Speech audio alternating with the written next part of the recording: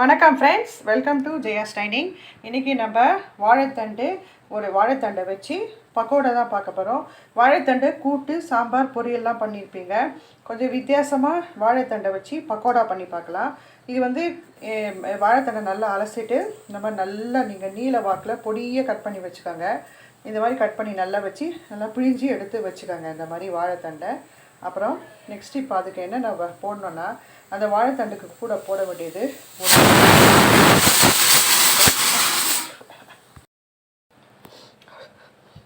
ஒரு பவுல் எடுத்துக்கோங்க. அதில் வாழைத்தண்டை பொடியாக கட் பண்ணி இந்த மாதிரி நீல வாக்கில் கட் பண்ணி நல்லா பவுலில் அதை போட்டுக்கோங்க. அதிலே ஒரு 2 பச்சை மிளகா, ரொம்ப தேவையில்லை, 2 பச்சை மிளகா மட்டும் பொடியாக கட் பண்ணி போட்டுக்கோங்க. இப்போ அதில் 1 கப் கடலை மாவு போட்டுக்கோங்க. அதுக்கப்புறம் அதில் பாதி அரிசி மாவு, இதையும் போட்டுக்கணும். 1 கப் கடலை மாவு, அதில் பாதி அரிசி மாவு. அதுக்கப்புறமா இதில் குழம்பு மிளகாய் தூள் 1 ஸ்பூன் போட்டுக்கோங்க. ஏன்னா 2 பச்சை மிளகாய் போட்டிருக்கோம், அதனால் பார்த்து போடுங்க. குழம்பு மிளகாய் ஒரு ஸ்பூன். அதுக்கப்புறமா கரம் மசாலா ஒரு அரை டீஸ்பூன், இதையும் போட்டுக்கோங்க. அதுக்கப்புறம் இதுக்கு தேவையான அளவு உப்பு, நீங்கள் எடுத்துருக்கிற வாழைத்தண்டுக்கு தேவையான அளவு உப்பு, இதையும் நல்லா தூவிக்கலாம். உப்பு போட்டுக்கோங்க. அப்புறம் இப்போ இது எல்லாத்தையும் நம்ம நல்லா பிசைஞ்சிக்கணும். ஏதாவது நீங்கள் வீட்டில் கிறிஸ்பி மாவு, அதாவது நீங்கள் பொரியலுக்கு போடுற ஏதாவது மாவு வச்சுருப்பீங்களா, இது போல் இந்த மாதிரி கிறிஸ்பி மாவு ஏதாவது வச்சுருந்தீங்கன்னா இதில் இது கொஞ்சம், இந்த கிறிஸ்பி மாவும் கொஞ்சம் போட்டுக்கோங்க. ரொம்ப தேவையில்லை, ஒரு ஸ்பூன் அப்படி போட்டுக்கலாம், அவ்வளோதான். இப்போ இது எல்லாத்தையும் நல்லா பிசைஞ்சிக்கோங்க.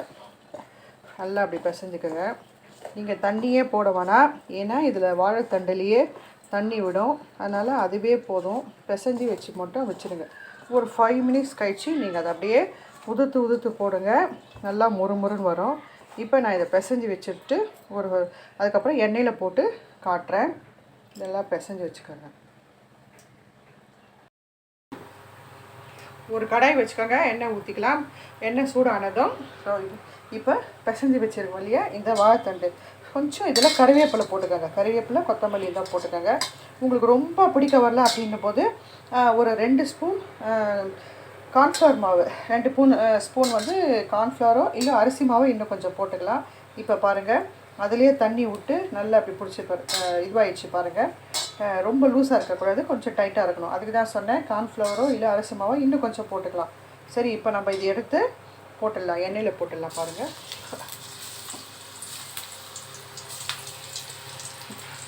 இப்போ நல்லா அதை பிசைஞ்சிட்டு எண்ணெயில் போட்டுற வேண்டியதுதான்.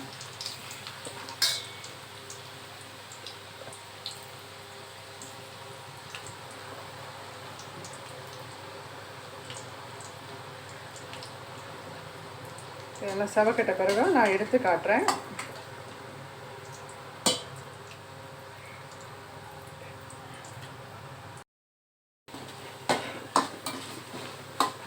பக்கோடா செவந்துச்சு பாருங்கள்.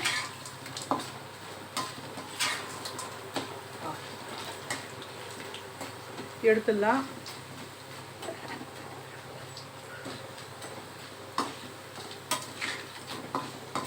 எடுத்த பிறகு நல்லாயிருக்கும் மொறுன்ட்டு. உங்களுக்கு தேவையான, நீங்கள் ரொம்ப தண்ணியாக இருக்கக்கூடாது, கொஞ்சம் நீங்கள் நல்லா பிடிக்கிற அளவுக்கு ரொம்ப வரணுன்னா நல்லா கடலை மாவு கூட ஒரு எக்ஸ்ட்ரா ஸ்பூன் போட்டுக்கோங்க. வாழைத்தண்டை அதிகமாக பாருங்கள் சாப்பாட்டில் சேர்த்துக்கோங்க, ரொம்ப நல்லது உடம்புக்கு.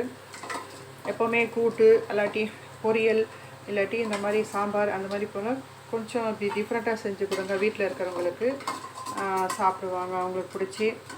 பொதுவாக வாழைத்தண்டு யாருக்குமே பிடிக்காது, அதனால் பெரியவங்களுக்கு ரொம்ப எடுத்துப்பீங்க. பெரியவங்க கிட்னி ஸ்டோன் இருக்கிறவங்களுக்கு வாழைத்தண்டு ரொம்ப நல்லது. இதே மாதிரி தேவையில்லாத கொழுப்பெல்லாம் கரைக்கும் வாழைத்தண்டு. ஸோ அடிக்கடி வாழைத்தண்டை உணவில் சேர்த்துக்காங்க. நான் வாழை வாரத்தில் இது ஒரு பார்ட்டாக வச்சுருக்கேன். இப்போ எல்லாம் எடுத்தாச்சு.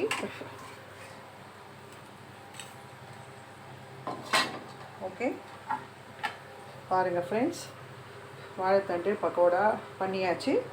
நீங்களும் எல்லாம் வீட்டில் ட்ரை பண்ணி பாருங்கள். நல்லா முறுமுறுன்னு பாருங்கள். ஓகே ஃப்ரெண்ட்ஸ், தேங்க்யூ ஃபார் வாட்சிங்.